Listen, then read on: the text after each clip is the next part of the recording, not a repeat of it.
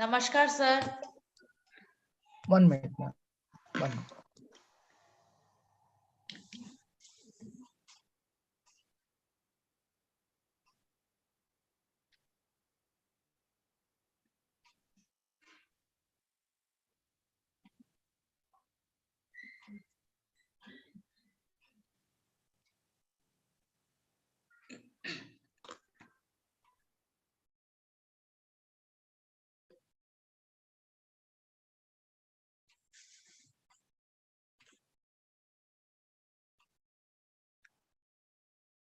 Good evening, everyone. This is 130th Sunday Sahitik Satsang. This event is being streamed live on YouTube, and at the end of the event, the link to submit the responses to get the certificate will be posted. Please, at the end of the event, submit your responses, and after a few minutes or tomorrow, you will receive the certificates at your registered email. Now, may I request Professor G. Gansham, sir, Founder and General Secretary of iSPELL, to introduce the event coordinator, please, sir. Thank you, Pramod. Am I audible and visible? Yes, sir. Okay. Okay. Good evening to one and all present on the platform of iSPELL. Good evening, Ms. Koral Dasgupta, the speaker of today's event. Good evening to the chairperson, Sangeeta Day. Good evening to the coordinator, Shweta Sur. And good evening to all the EC members of iSPELL and the participants. Indeed, it's a pleasure and honor to have you on the 113th continuous Sunday Sahitik Satsang on the platform of iSPELL. iSPELL stands for Indigenous Society for the Promotion of English Language and Literature, and which has been formed on 5th of September 2020 during pandemic. Now, after pandemic, it has gone into pan-academic, and we have been inviting the scholars, the literary figures, the writers, and the people, those who are well-versed as far as language and literature is concerned, not only to enlighten the participants, but at the same time to share their ideas so that we all can go together, we all can work together, and we all can make English language and literature go from the nook and corner to everywhere in the world. So having said that, it's indeed a great pleasure and honor for me to introduce the event coordinator for the month of November 2022, Ms. Shweta Sur. She is an assistant professor of English at NB Women's College, Karimganj, Assam. She has done her MPhil from Bodoland University, Assam. Her area of interest includes Indian writings in English, transnational migration studies, cultural studies, and so on. She is a very good poet, and she has published her poems in the e-journals, print journals, and anthologies. She is an active member of iSPELL Assam Forum, and I have seen her not only coordinating with Assam Forum, but at the same time, she has been the MOC also on the platform of iSPELL for our SSS. And today, for the first time, she has been given the charge of being the coordinator for the entire month of November, and she is going to lead this November month of SSS. So the stage is all yours, Ms. Shweta. All the very best. Thank you so much, sir, for this kind introduction. And I'm very grateful to iSPELL for giving me this opportunity to be the event coordinator for this month. Hello everyone, I am Shweta Sur, and I take the privilege to welcome you all at the iSPELL's 113th Sunday Sahitik Satsang on women power in Indian epics. Indigenous Society for the Promotion of English Language and Literature is devoted to facilitate and elevate. It is a people's platform where academicians impart expertise benefiting the members associated with the society for the sake of promoting English language and literature. And today I am very happy that today we have Koral Dasgupta ma'am. She is a very great writer, entrepreneur, translator, as well as professor and academician. So I would not like to say much because this duty is on the part of MOC. I would like to introduce our Master of Ceremonies, Sangeeta De. Sangeeta De, madam, she teaches at Longmang High School, Haflong, Dima Hasao, Assam.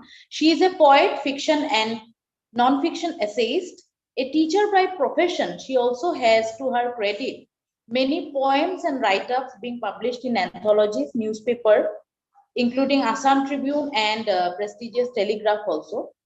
She is a member of IPPL as well as iSPELL. She is the vice president of iSPELL Assam Forum. So I request Madam to take charge and take forward the session.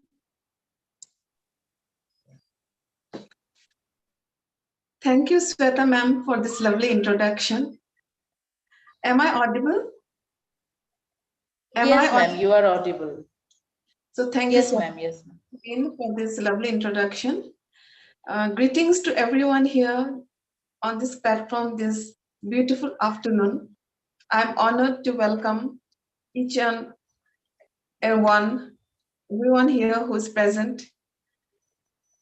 Speaker ma'am, the chairman sir, and all participants whose presence will add more grace to this evening. We are delighted to be a part of a session of a topic that intrigues us. The very subject, women's role during the epic age, issues forth a volcano of deep thoughts, queries, and imaginative pictures.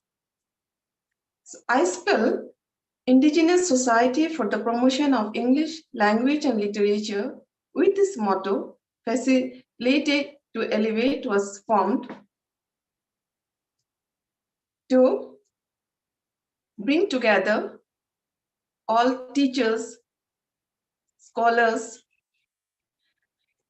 and literature lovers under one platform and take part in academic deliberations. Different activities continue to run unabated, and iSPELL today has emerged as one prominent society. We are honored to have in our midst our revered speaker, Koral Dasgupta ma'am, and our chairperson of today's session, Sri Ashok Sachdev sir. We are also happy to have with us Dr. Ghansham sir, Professor, Government of Higher Education, Chhattisgarh, whose constant endeavor to promote this forum has been a source of inspiration to us. Let us now come to our speaker, Koral Dasgupta ma'am. So here on this note, may I ask Sweta if she's present, Sweta, and can we start the session with her? Yes, Yes, ma'am is present. Please. she's there. Yeah. So let me read her bio. Madam Koral Dasgupta ma'am. She has published an eclectic range of books from academic non-fiction to relationship dramas. Her stories explore the inherent nature of complex minds. Her books are discussed from the context of gender studies, art, myth, and eco-critical literature. Other than India, Koral Dasgupta's books are shelved in the libraries of University of Harvard, Columbia University, University of Pennsylvania, University of Chicago, University of Wales, Duke University, University of North Carolina, TAMU, and others. Her fourth book, Summer Holidays, has been optioned for screen adaptation. She is currently working with Pan Macmillan on 5-book Sati series, a retelling of the stories of the Panchakanya from Indian mythology. She conducts writing programs and critical thinking workshops for educational and corporate flows.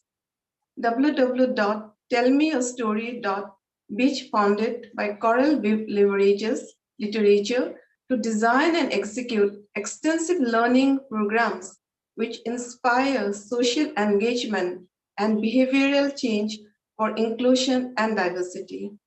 She is recognized in the list of Innovator 25 Asia Pacific 2019 prepared by the Holmes Report. a New York-based PR news agency. So we now request our speaker, ma'am, to take over the session forward. We are eager to hear from you, ma'am. Am I audible? Yes, ma'am, Yes. you are. Thank you so much, iSPELL, and thank you, Sangeeta-ji and Shweta, for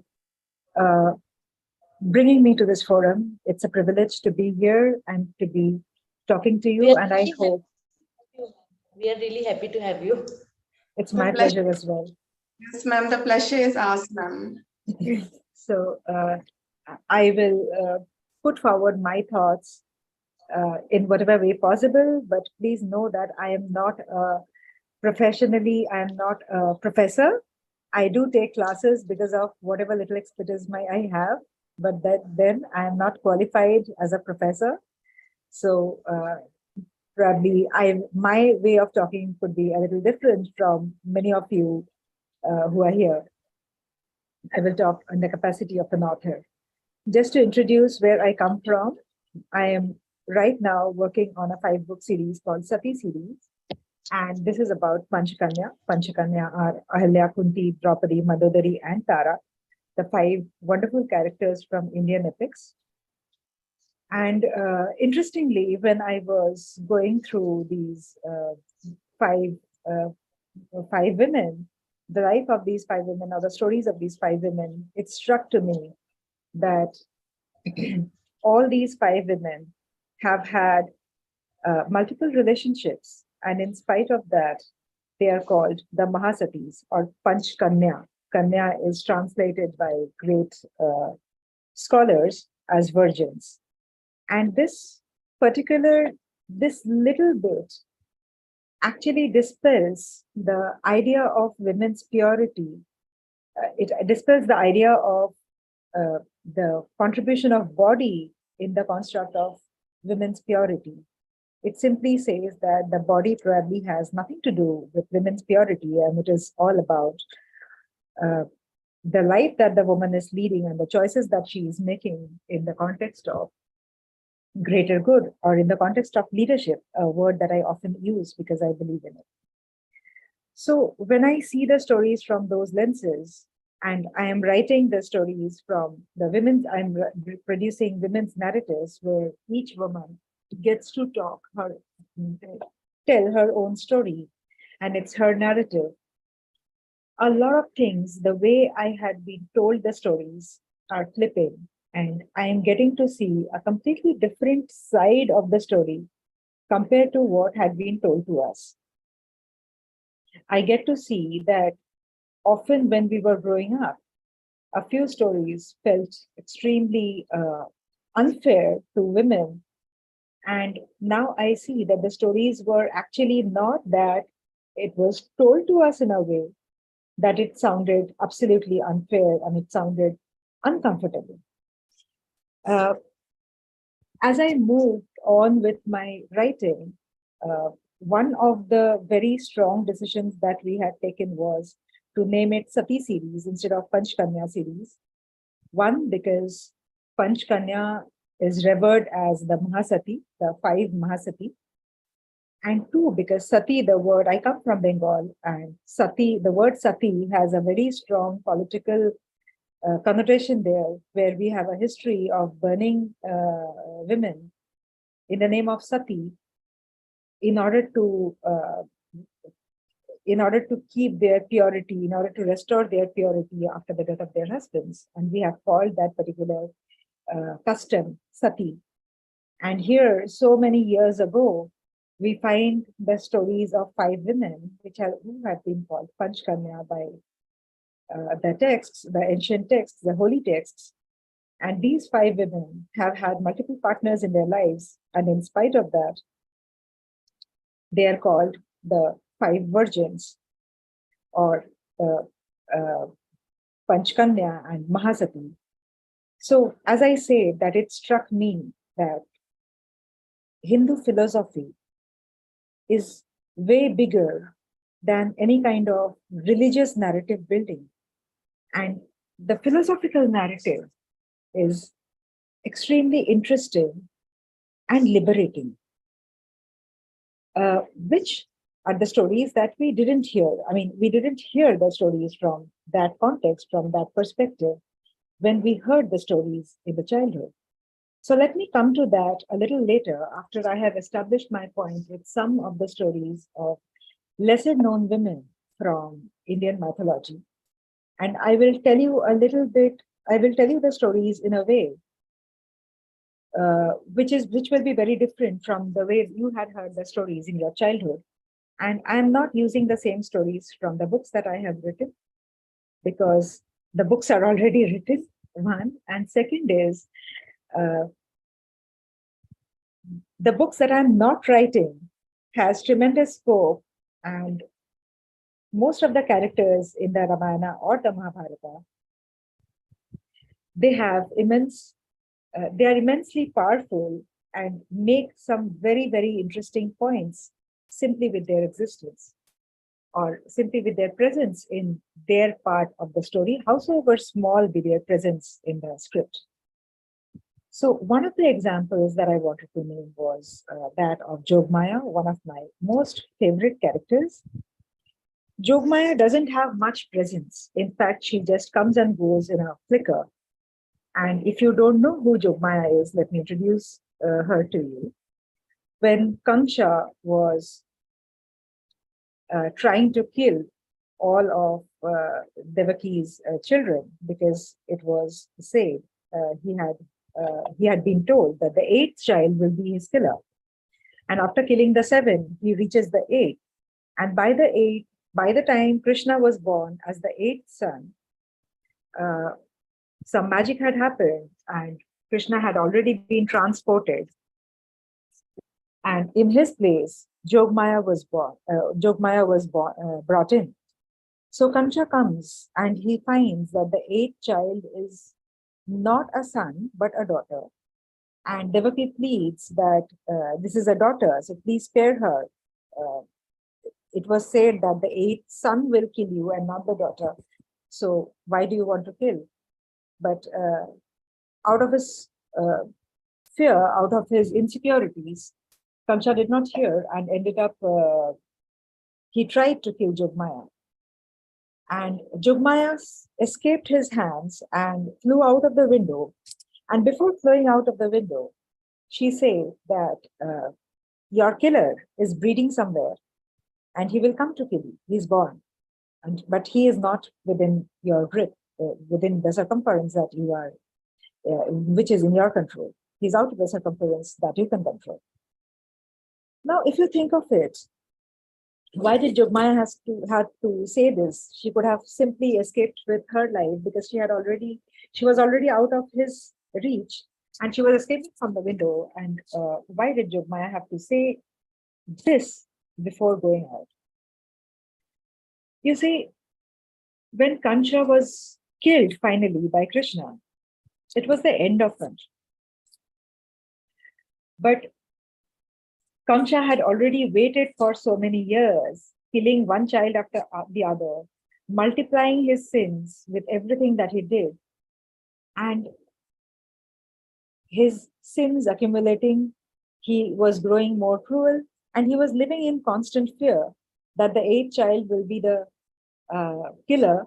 And after the eighth child dies, he was expecting to be in some kind of peace with himself.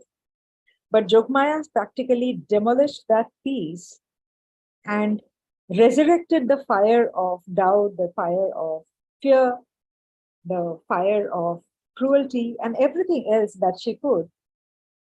She gave him many more years of existence with that fear that Krishna, the eighth child, who was supposed to be his killer, is breeding somewhere. And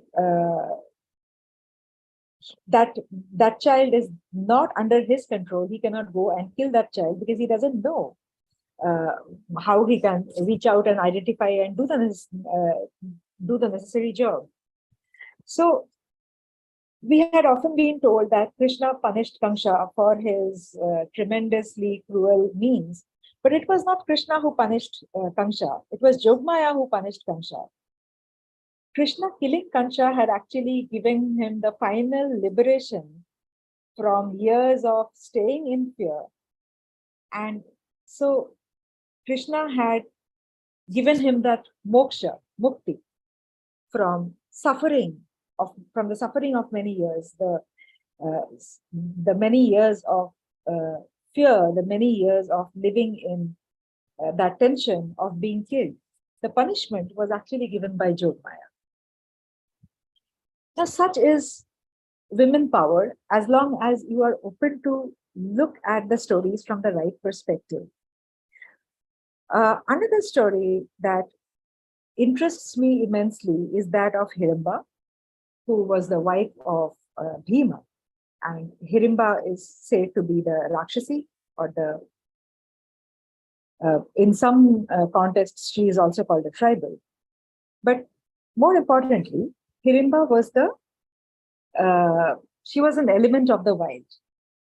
And the interesting story about Hirimba was she got married to Bhim, but she didn't necessarily try to hold him into his world, or she didn't try to enter into his world. They kept their worlds different. She was very much in love with him.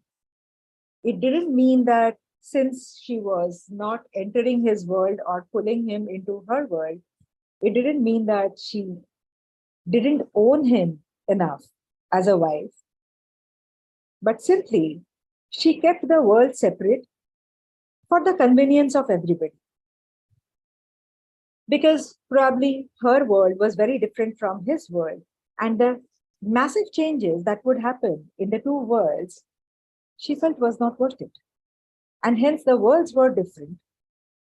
In many texts, it is said that Kunti wanted it to be like that. But if you go through Mahabharata, you will figure out that Hirimba was always like that. She was a Rakshasi who was very, very detached from a lot of things. And she could take her decisions, which were very bold. One of them being her brother being killed by her husband, the brother that was cruel, and the brother that was doing more harm than good by simply with his simple existence. There is also the example of Chitrangada. Some texts say that she is from Tripura, some say that she is from Manipur. But Chitrangada was one such princess who dared to fight with Arjuna. This was one of the most important and most interesting episodes of the Mahabharata, where Arjuna was fighting a woman, and it was a neck-to-neck fight. And Chitrangada has always been shown as the leadership material, as the leader of her country, who would go up and rule the country because she didn't have a brother who would be named the king. So Chitrangada was the king. That again dispels one more idea, that it is not that our culture, our religion is saying that women are not capable of leadership or women are not capable of having the highest position. It is probably one of such designs where a lot of decisions depends upon the practice, the rituals, and convenience. But we have evidences where women's leadership is very, very interesting in the Ramayana and the Mahabharata. My fourth example is the most interesting example, where the story from Mahabharata talks about a very modern concept that we often talk about in our feminist discourses. This is something that I found out while writing Kunti. You see, the birth of Pandu and the birth of the Pandava were in identical situations. So Pandu's mother, Ambalika, she was held captive by Bhishma and brought to Hastinapur. And she was married to the prince Vichitravirya. And once her husband died, they needed an heir for to run the country, to take forward the leadership. And so they thought that they will employ the tactic of niyoga, and they called upon Vyasa, who was a sage, to impregnate Ambika and her sister Ambalika. So what happened was, the Vyasa comes to impregnate Ambalika and Ambika and Ambalika. And I'm talking about Ambalika here, that when she sees Vyasa, she is very, very scared and she turns pale upon spotting him, and her child is born pale. Vyasa leaves. Like it was, he was a sage, he was not meant to be there and get attached and involved in the domestic functions. So he was called for a reason. He did whatever he was called for, and job done, Vyasa leaves. And both Ambika and Ambalika are left alone to bring up their children. But it was very clear that neither of them were convinced or were happy about this kind of a union in order to give birth to their child who would in future run the country. So one of the children, Ambika's child, Dhritarashtra, was born blind because she closed her eyes out of fear. And Ambalika gave birth to a pale child. Now, when I think more or read between the lines, I figure that this paleness of Pandu that we talk about is not necessarily a health aspect, because the Mahabharata talks about great wars being fought by Pandu and won over. He was a hero of his times. He was an extremely talented warrior. But still they call him pale, and I see it as a personality disorder, probably because the person had grown up knowing the conditions in which he was born. And then comes a time when his wife Kunti must give birth to children, but then Pandu is not capable of giving birth to children.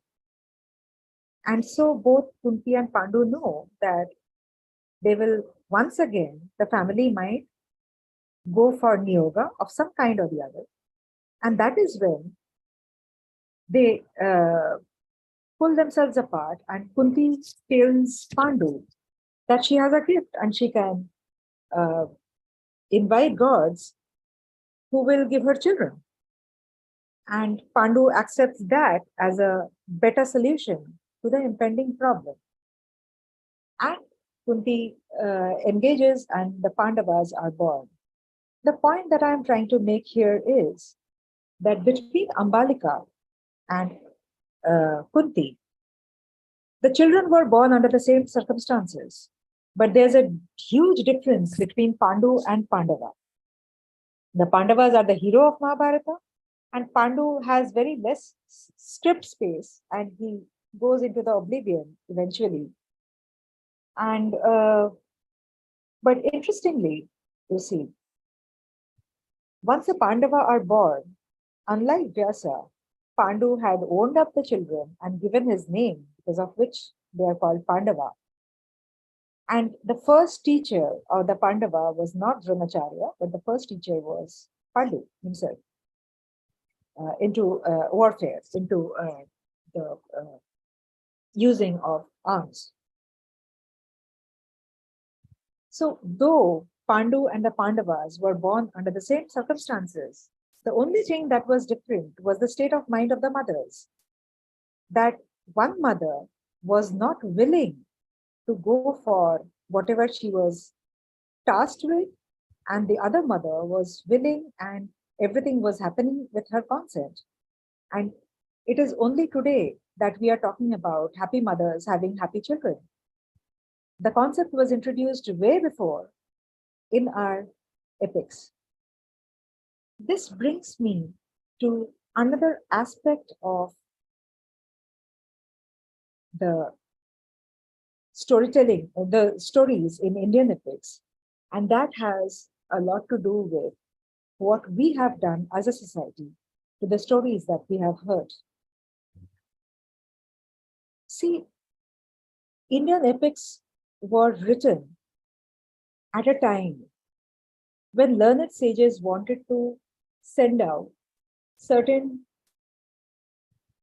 they wanted people to know about certain truth, certain spiritual truth that would induce peace and happiness in people's minds. So the reason why these stories were written were not entertainment, or they were not only entertainment. Entertainment was only one of the uh, ingredients, maybe, and that is because entertainment is an inherent part of storytelling. You cannot take one away from the other. But the main reason why these stories were written were to impart spiritual and philosophical learning, certain things that you should know, and that makes your path smoother, that makes your journey far more fruitful. So when it comes to the epics, the Ramayana and Mahabharata, which were written in verse forms, and hence they can be called ancient literature. The reason of writing this literature was to impart spiritual knowledge, and each and every event, each and every character was planted for some kind of philosophical need of storytelling. Now, in course of time, it was difficult for people, for the society, to keep in touch with the philosophy. First went the language. We tried to simplify the language from Sanskrit to other forms, and lots of translations took place.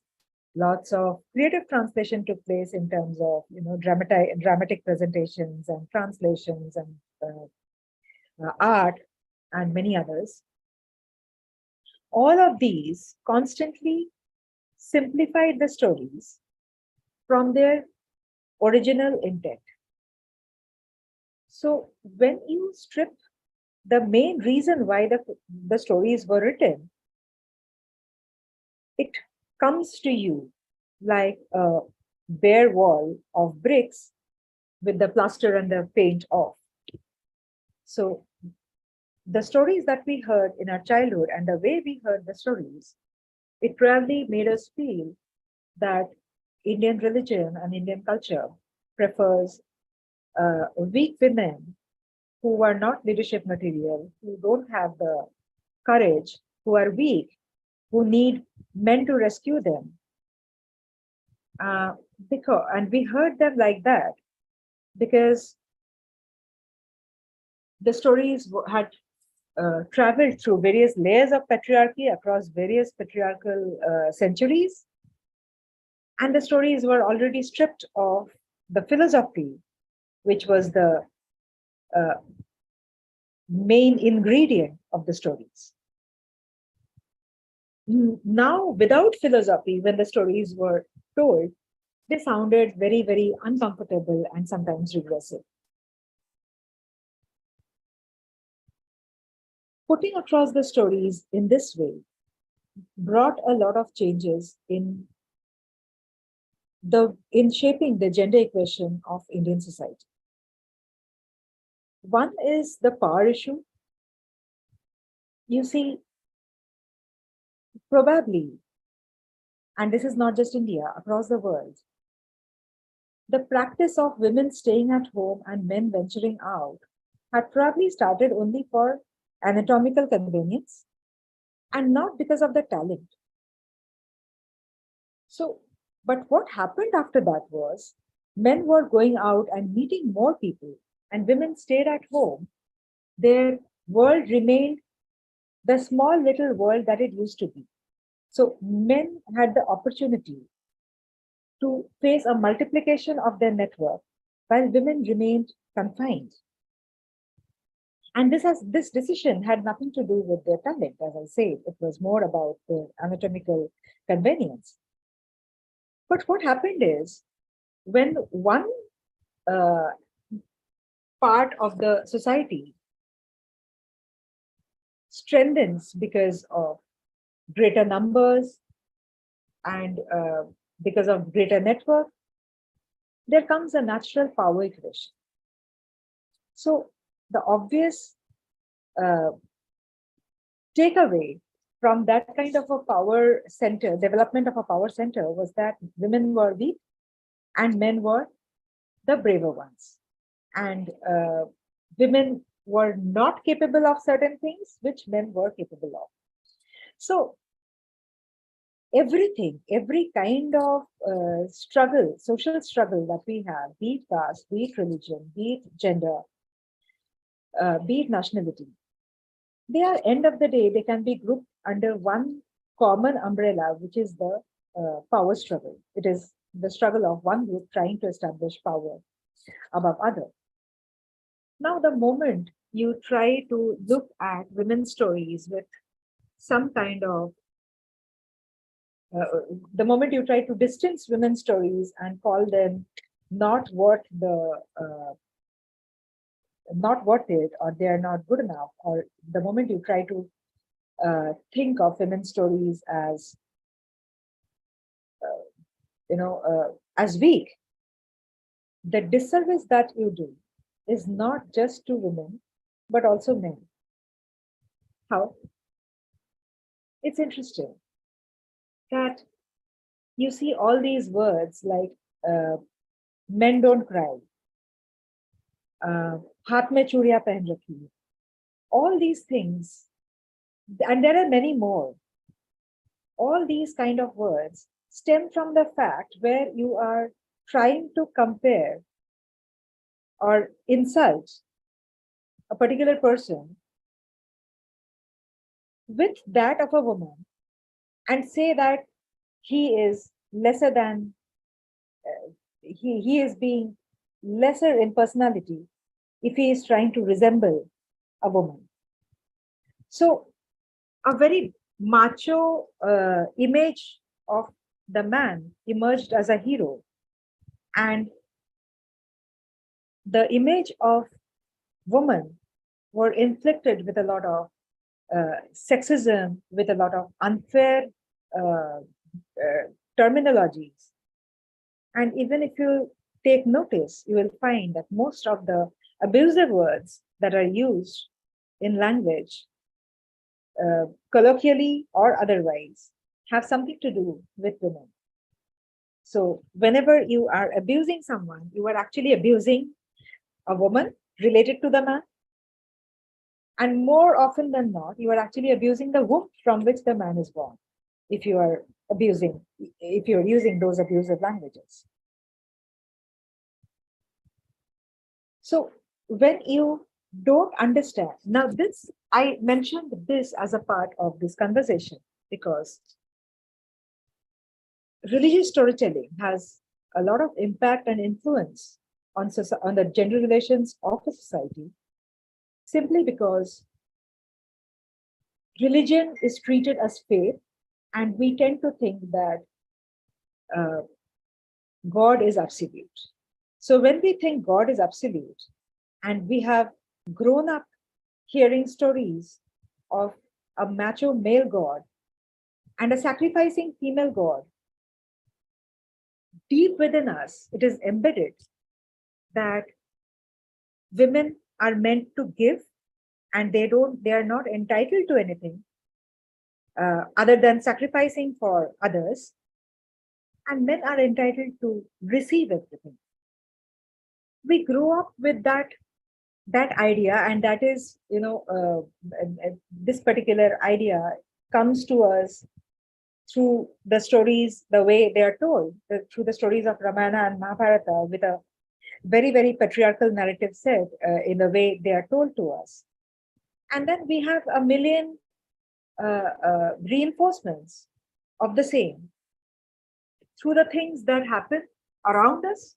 We see things, people behaving in a in a certain way with our parents, with our sisters, which is very different to the brothers. So that reinforcement tells us a lot of things.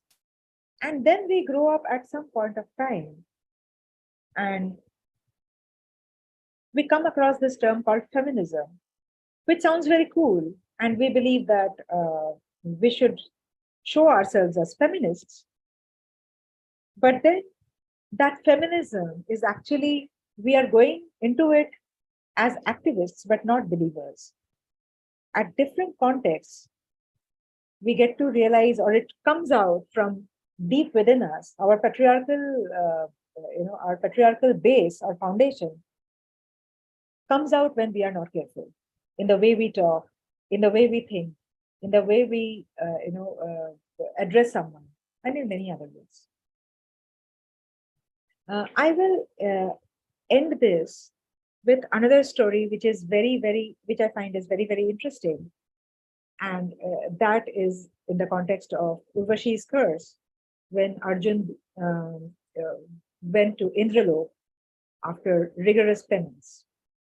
So the story is like this, that Arjun visits his father Indra's palace in heaven. And Urvashi, the dancer, is attracted to him, and she comes to Arjun and wants to have a physical relationship with him, and Arjun declines. He doesn't want. Why is a different reason, and I am not getting into that because this is one story where one of those stories in the Mahabharata, where a man said no and a woman was not ready to listen, just the reverse. So here Arjun says no, and Urvashi is angry, and Urvashi curses that since Arjun would not fulfill her whim of sleeping with him, he will turn into a eunuch. And Arjun comes back to earth as Brihandala. The idea of this story stems into the fact that Arjun may not have understood a lot of Draupadi's pain, his wife Draupadi's pain, as Arjun the man. But when he came back as Brihandala, a lot of her inner spirits, he found access to those inner spirits because of the inherent nature of Brihandala as a eunuch. He could enter those spaces where as a man he couldn't, because he had no idea that those spaces existed inside a woman's heart. Now, this is a beautiful story, but you see what the society has done to the story. Today, whenever a man is in the company of a very strong woman and he can't control that strong woman, he is often rebuked as, if you can't control a woman, are you a man or a eunuch? This is how the stories have translated, a beautiful story has translated when patriarchy took over and took possession to tell the stories in a particular way. There are two things here. One is, as I said, the change of stories, or the change in which the stories, the change that the stories had faced, because they were told to us from a patriarchal perspective. And two is something that I have already introduced, that the stories were written with great philosophical intent. And so each character was meant to be philosophical. Now this means that that something that is happening to a man is not something that will happen only to a man. And something that is happening to a woman is not something that will happen only to a woman. Philosophical texts don't consider masculinity or femininity in the way we look at the gender construct. They look at masculinity and femininity as two diverse forms of energies. And when they unite, when these two energies come together, it leads to a lot of goodness. But when these energies are forcibly separated, it leads to a doom. So you will find evidences, and there are many evidences, which practically tell us that a man might have a lot of feminine qualities and a woman might have a lot of manly qualities. It depends upon you what you define as man or what you define as woman. But the mythology or the philosophical texts had used them only as metaphors, talking about men and women, showing their strength on the basis of their physical and their mental constructs, but not meaning that the problems they were battling with will remain gender specific. Things that happened to them were more gender agnostic. Thank you so much. I hope I have not overshot my time. I'm sorry if I did.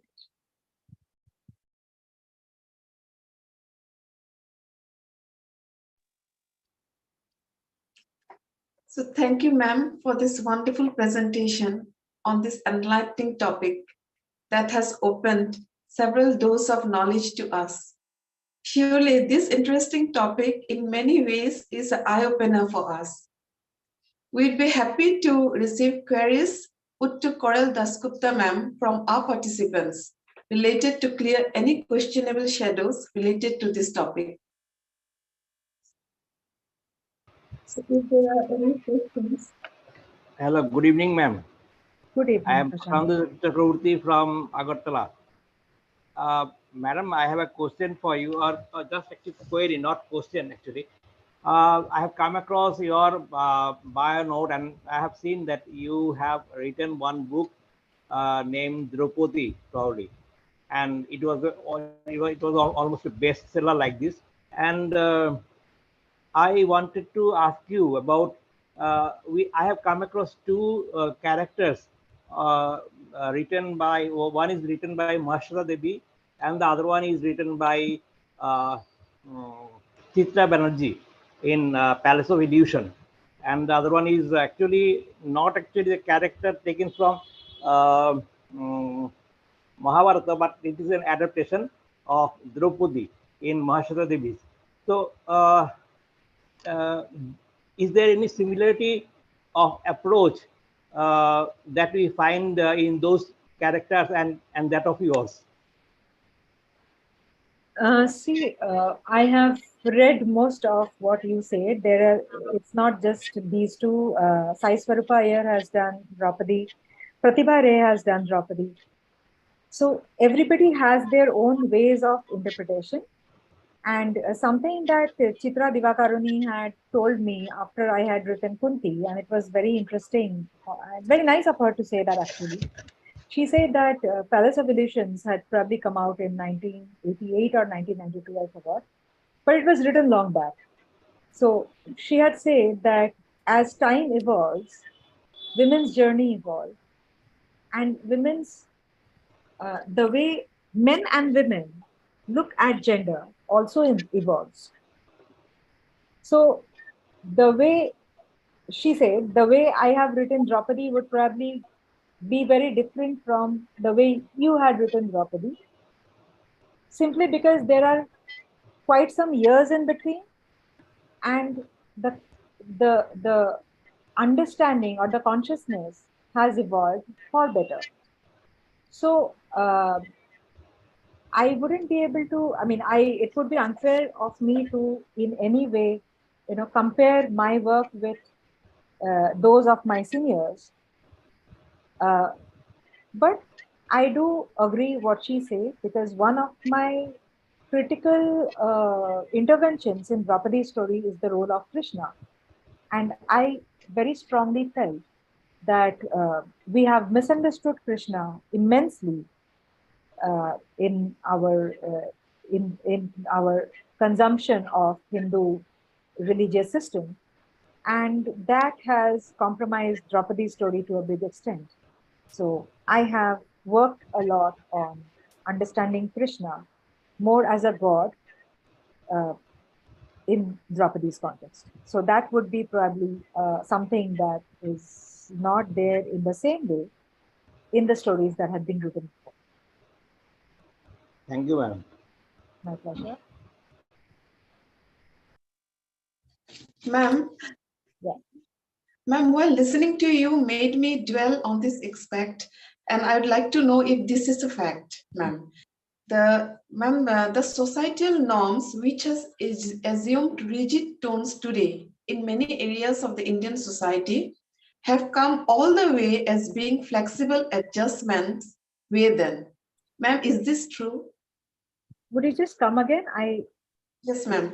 Ma'am, while listening to you, I came upon one part of your say that made me understand this, that the societal norms, which has assumed rigid tones today in many areas of Indian society, have come all the way as being flexible adjustment way then. Like you, ma'am, you mentioned that the patriarchy has set in slowly. The male members went out to earn while the female stayed at home within the confinements of the house. So this actually did it start, ma'am, on flexible adjustment.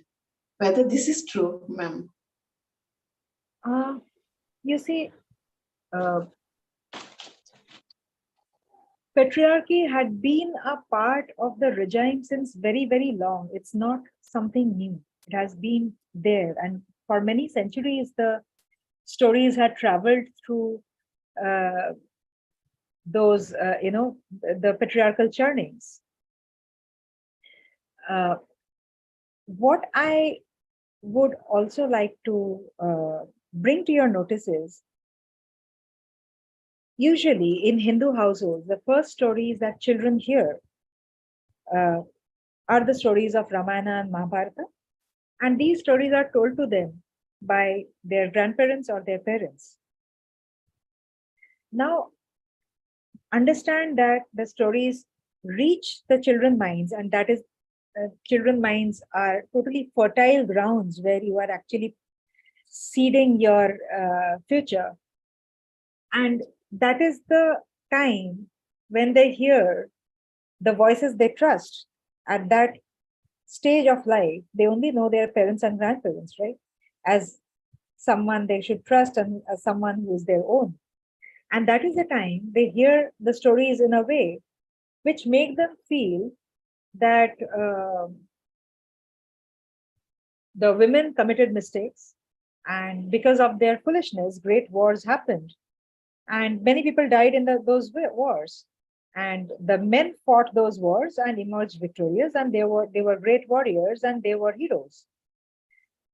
So it comes naturally, it enters your brain naturally, it gets into your subconscious that women are problem. So if there's a problem, there has to be a solution. And since women are problem, the obvious solution is correct the woman. And from there comes many ways to correct that woman, telling them what to do, how to laugh, how to cry, how to talk, how to dress, when to go, everything. So we have crossed many centuries of these narratives. Having said that, in spite of so many centuries of presenting the stories in a particular way by different forms of media, in our childhood, we first hear it from our parents and grandparents, and then we see the different kinds of art, and then we read the different kinds of books. It could be comics, it could be translations, it could be anything. We have consumed the patriarchal narrative in different ways. And in spite of that, so many centuries could not kill the voices of women. And today we are again back here talking about it. So how strong would be those voices that even after centuries of intervention, those voices could not be intimidated or buried into the ground. When it comes to the current narrative, there are a lot of authors who are trying to rethink mythology, and they are not necessarily thinking only in terms of women. They are thinking in various ways, trying to understand what it was. Because you see, whoever we are today comes from who we were yesterday. And so all of us are trying to connect back to our past and figure out where we came from and what is our culture trying to say, what is the knowledge there, and what is the insight there, and how do I define myself as a participant of the same culture. I think that journey will never end. I don't know whether I answered your question or I went completely tangent. Yes, ma'am. Thank you so much. It has been very interesting. And indeed, ma'am, the voice of patriarchy has come down in a very strong voice, and it still do exist in many parts of the society. Absolutely. Not in many parts of the society, I mean, every nook and corner. Yes, ma'am. So thank you, ma'am, once again for this wonderful, enriching, enlightening, and informative session. We look forward to hear from you again. It's my pleasure. Thank you so much for having me. Thank you, ma'am. So I guess there are no more questions coming up. So in that case, let us move to the chairperson. Thank you. After this, let us move to the chairperson, Dr. Ashok Sachdev, who is a professor of English at Mata Jijabai Government Girls PG College, who has 38 years of teaching UG and PG and 15 years of guiding research at PhD level. He is the ex-chancellor nominee 2015-18 and the ex-chairman in Board of Studies in English, Devi Ahilya University, Indore, 2006 to 2009. He's a member in Central Board of Studies, English, Government of MP Bhopal since 2008 and the principal investigator in UGC Major Research Project 2011-14. He is the PhD external examiner, subject expert, and visiting professor in universities at Mumbai and several other places. He has chaired sessions in international conferences in University of Manchester, UK, August 2013, University of Toronto, August 2000, University of London, 2005, USA, University of Cape Town, 1999. He has to his name 30 research papers and articles and 4 edited books. He's also the legal officer and convener of Legal Cell of Government Higher Education. Sir, we could go on and on about you, as Sir's name is weaved with plenty of glorified tagmas and colors, but due to time constraint, we have shortened it. So, sir, yes, session is incomplete without a review. So, in this context, I request your noble self to please pour forth a few words that speaks of your observation of today's topic. yes. Good evening to all of you. Thank you, Dr. Sangeeta Day, Master of Ceremony of this iSPELL Sahitya Satsang. This is 1/1/13th Sunday Sahityik Satsang. And we had the opportunity to listen to an eminent speaker, writer, Koral Dasgupta, who is an author, entrepreneur, and professor and mentor. And to my salutation to the Master of Ceremony, Dr. Sangeeta Day, and event coordinator, Mrs. Shweta Surdas, and to all worthy respected EC members of iSPELL. Thanks for giving this valuable, precious opportunity to chair this session. I must accept that I'm not an authority on this topic of women power in Indian epics. But today's lecture has been very enlightening, very eye-opening.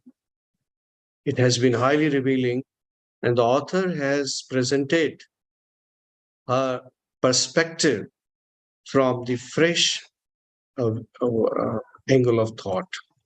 Her ideas were, and her opinions and the critical evaluation that he has offered has been indeed wonderful. I am also benefited by what she has shared with us. As far as this topic is concerned, I think Indian mythology, Indian epics are replete with powerful women characters. We have Kunti and Kaushalya on one hand, and the madam has also been talking about Kunti, who is the mother of Pandavas, and Kaushalya is the mother of Ram. You can see that Kunti and Kaushalya is a part of male-dominant polygamy system. And we have, and also both of them had privileges rather than being the co-wives alone. Madhuri and Kekai were the favorite of their husbands. Though we can see that we have also an exemplary motherhood, which happens to be the primary attribute of these two characters, Kunti and Kaushalya. And also, we can see that it distinguishes the character of Kunti from that of Kaushalya in the sense that Kunti and Kaushalya have encouraged their sons to follow the path of dharma, even though it's very tough. These women stand out from their patience and forbearance while facing up twists and turns in the life of their sons. They can be an epitome of an affectionate yet assertive motherhood. But all these characters, they have been presented by the male writers, as rightly been pointed out by the speaker, Koral Dasgupta today, that there is a patriarchal representation of these women characters. If the same epics were written by the women authors, women writers, would the things have been different? Or still the would have been remained the same? Because the perspective of male writers and female writers would have been definitely different in the case these writers were. So today's lecture was an opportunity to listen to Koral Dasgupta from a feminine perspective, because considering that all these epics were written by the male writers. Another character, Satyavati and Kekai, they are also powerful female characters because of their ambitions. You can see that they brought a significant turn in the events of Mahabharata and Ramayana. In both, you can see. So, though they are reviewed as a negative women, an element of negativity is associated with them, but their actions and decisions were so strong that they leave a high impact, because their husband kings were just the puppets in their hands, as you can say in terms of Kekai. Kekai was so forceful that they were obedient wives, but not subdued to their husbands. And they are kind of a character that can make an impact that empowers them to have a control on decisions of their husband. So they could, control, manipulate their husbands very well. And no need to talk about polygamy much here, but let's focus on these characters, these powerful characters that who can impose their own conditions, and they were independent. Even let us take the example of Shantanu, who is so mesmerized with the beauty of Satyavati that he cannot live without her. This is again the power of Satyavati. This forces Devrata to agree to prenuptial conditions put forward by the Saraswati's father, as you can say. So she becomes powerful. Kekai proves that she is worthy wife, and also that life of her husband is at the cost of her own life in one of the battles. So this sacrifice is worth being rewarded, and that reward makes Kekai's way to become again the queen, the primary queen, in the not just the first wife. So these two females make use of the opportunity that comes to them due to their ability and change the normal course of the story and the events. And the events and the situations of Mahabharata and Ramayana are totally turned the other way around because of the powerful influence of these women. Satyavati and Kekai, they are also caring mothers, but they can take the bold steps. Their love for their children, of course, is strong, but we can see one character. Thou Satyavati's children could not rule, but Kekai was successful. Though her son Bharat never agrees to to the coronation aspect and all that. So this says that, but there are differences that Satyavati and Kekai, they happen to ignore the birthright of others, and they were the affection for their children was so strong. And for example, Bhishma and Ram to coronation, they were deprived. Satyavati, although refrains Bhishma from enjoying his birthright, but she retains the authority in the kingdom. And therefore, we can see the power of these women. So we can see there are what ultimately is the difference between Satyavati and Kekai, one from Mahabharata and one from Ramayana. Though they have been depicted as horrible women, but we can see they had the magic wand of redemption also. Satyavati's behavior towards Bhishams gives a redemption, but Kekai doesn't get this redemption. This is the primary difference. Now let us coming to the Gandhari and Mandodari. They are also similar kinds of tragic characters who are righteous and pure in nature, and they are famous for their self-restraint and sacrifice. But what we can see is that Gandhari has tried her best to direct her husband to be impartial, to fulfill his duty as a king, and to give fair treatment to Pandavas. So this was her endeavor. We can see that. So Gandhari and Mandodari, about some of their perspective was very shrewd in marshalling of these affairs, you can say. So such characters, and Draupadi, after all, there is a Draupadi. Madam has already talked about Draupadi and Sita. They are humiliated by their own sons and her husband, but they raised their voice against. They had their own assertive way of dealing with the things. Now there are many interpretations of Ramayana coming up and of Mahabharata, and many issues are even open to challenge.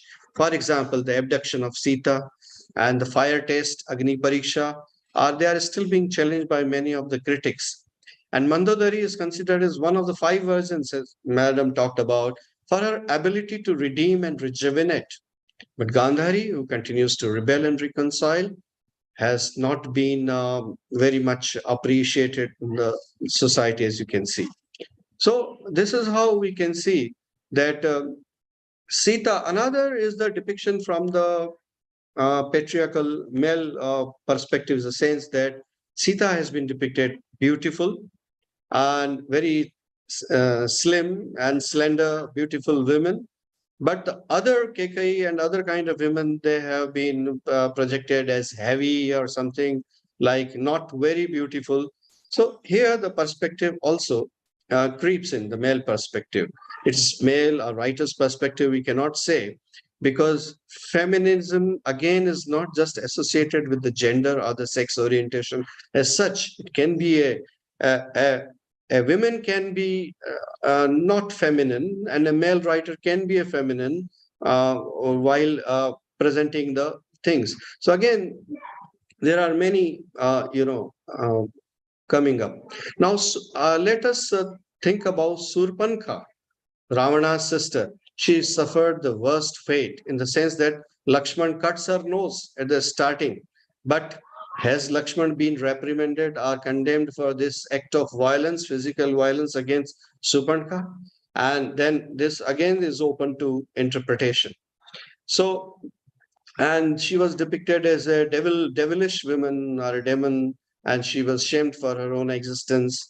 And so there are even Ravana. We burn the effigy of Ravana every year. but is that really justified? So there are various open to interpretations. Even KK's character is subject to a lot of interpretation and evaluation. So in this way, now KK, sometimes some believe that she's not at fault in the sense that this was the boon that was offered to her by her own husband, and that's what she asked for. So in that case, we can see that again another issue is the sexualization and objectification of women. It doesn't emerge significantly. So I think there's a lot of scope and research scope on the empowerment of women in Indian epics and interpretations. So many things can be, so thank you so much. I appreciate this lecture. This has opened to many, queries and questions and introspection.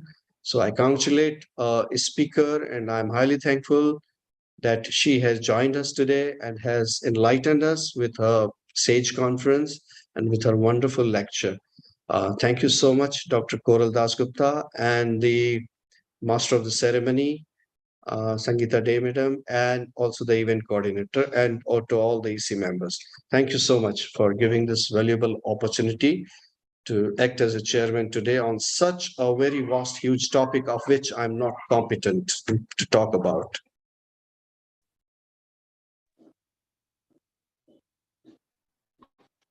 Thank you, sir. Thank you, sir, for this wonderful review, which has made the session more beautiful and more knowledgeable. So thank you once again, sir. You have enlightened us with this beautiful review. And yes, sir, this say of yours that the perspectives of male and female writers do differ. And this also explains a lot of things. And here I was also recollecting this particular say, sir, the tragic woman characters, but righteous and pure. So this again calls for a lot of interpretations. So this session has been very enlightening, and hearing from you and our speaker, ma'am, has added a lot of knowledge and enlightened us about the subject matter or the women characters in the epics. Thank you, sir, once again. So after this, we now come to the distribution of certificates. And for this, may I request Dr. G.A. Ghansham, sir, to do us the honor and also say a few words. So, sir, please. Thank you very much, ma'am. And indeed, it's kind of an eye-opening session, and also it has brought many more new ideas for the researchers and the teachers, not only to do a kind of a research, but also to evaluate the way we have read these characters and the way we have perceived these characters and what the characters are all about. As far as women in Indian epics are concerned, they are really the people, those who have not only opened the eyes of the female folk, but at the same time, they have been doing their duties in a much honored way. And this kind of session in which Ma'am Koral Dasgupta has not only brought us to understand the very character of these satis, but at the same time, she has made it to understand that the interpretation, the kind of an interpretation that we are reading and the interpretation of our own has to be in a different way. And each and every individual has not only to deconstruct the things, but at the same time, until and unless you deconstruct, you cannot reconstruct the characters. So the characters must be seen and visualized from a different perspective also. And that's the beauty of listening to the people. That's the beauty of having these kind of writers on the platform of iSPELL, getting to know various perspectives of these characters, and not only to understand it, but at the same time to capitalize it in the form of research. So thank you very much, ma'am, for doing the honors on the platform of iSPELL. And that's why iSPELL is known for facilitate to elevate. We always facilitate people to elevate themselves so that we can elevate the society as well.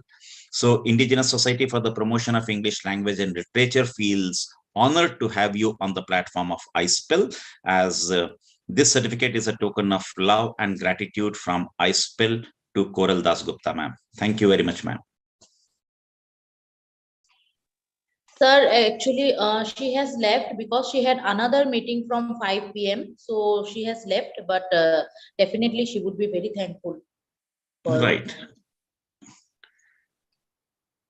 This certificate goes to the Vice President of iSPELL, Dr. Ashok Sachdeva, who has brought in front of us his own views about the female characters in the Mahabharata, and also he has spoken at length about various perspectives which through which he has enlightened us, and for doing the honors on the platform of iSPELL, being the chairperson of today's event. This certificate goes to Dr. Ashok Sachdeva, the Vice President of iSPELL. Thank you, sir. Thank you so sir. much. Having been received the certificate from you. Sir, it's not mine, sir. It's from iSPELL. Thank you. And this certificate goes to Sangeeta Day for doing the honors on the platform of iSPELL as Master of Ceremonies of today's 113th event of iSPELL India. So this certificate is a token of gratitude to you, Sangeeta Day, ma'am. Thank you, sir. Thank you so much. This is indeed an honor to me. Welcome, Thank you so much.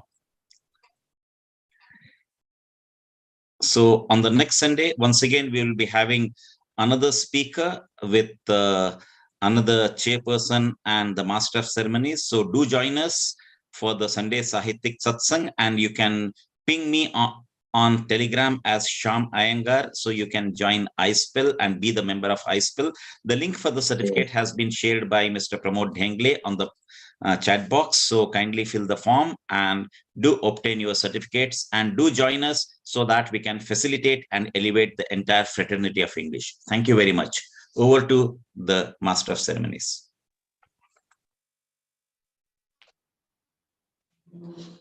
So we have reached the last part of our program. We will wrap up with the vote of thanks delivered by the MOC. It has been a wonderful, enriching afternoon of intellectual discourse. As we come to the near end, I, as the MOC, echo deep thanks and gratitude to everyone here whose presence has added more splendor to this afternoon. First of all, I express my heartfelt thanks to the speaker, Koral Dasgupta ma'am, for sparing her valuable time and being here with us with her wonderful presentation. We hope to hear from you in a future sessions too, ma'am. I thank our chairperson, Dr. Ashok Sachdeva, for his presence and his beautiful review. I thank Dr. G.A. Ghansham sir for his all-time support and encouragement in all our iSPELL activities. My thanks goes to all the esteemed dignitaries, members, and all participants who has added a radiant charm and delight to this afternoon. I wholeheartedly thank all the EC members, forum coordinators, forum leaders for being there on the platform iSPELL Sunday Sahitya Satsang. And I thank Sweta ma'am as the coordinator who has put in her efforts to arrange this enriching session. Last but not the least, I take the opportunity to convey my deep thanks to iSPELL India and Assam Forum for giving me the privilege to play the role of a MOC of today's session. Thank you once again.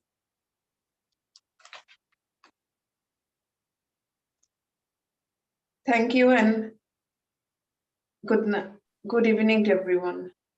We'll wrap up the. Thank you, everyone. Thank you, everyone. I think it's time to wrap up. Thank you so much. Thanks to all. Thank you, sir. Yes, Pramod, we can wrap up. Yes, sir. Just for 5 minutes, because participants are submitting their responses. Okay, So, okay. yeah, Right. other members may leave the meeting. Right. Good.